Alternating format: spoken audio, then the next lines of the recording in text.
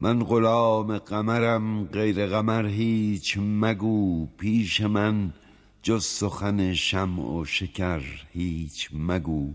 سخن رنج مگو جز سخن گنج مگو، ور از این بی خبری رنج مبر هیچ مگو.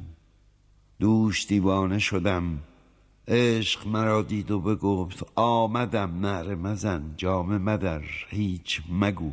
گفتم ای عشق من از چیز دگر میترسم، گفت آن چیز دگر نیست دگر هیچ مگو.